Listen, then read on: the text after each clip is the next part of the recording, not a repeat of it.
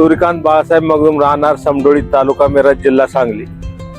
मी माझ्या 4 एकर क्षेत्रामध्ये हळदीची लागवड केलेली आहे आणि आता हळद काढणीला सुरुवात झालेली आहे.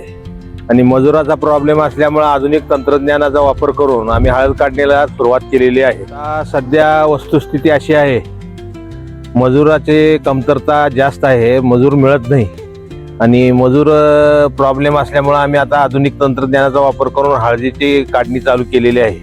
माझं क्षेत्र आता 4 एकर हळदीचं आहे. अंदाजे ह्याची ॲव्हरेजची कॅपॅसिटी जर आम्ही बघितली तर सर्वसाधारण 35 ते 40 क्विंटलच्या आसपास ह्याची ॲव्हरेज क्षमता आहे आत्ता. आणि आम्हाला एकरी 35 ते 40 क्विंटल आणि 4 एकराचं कमीत कमी 150 क्विंटल हळद निघाली याची आमची एक तर्क आहे.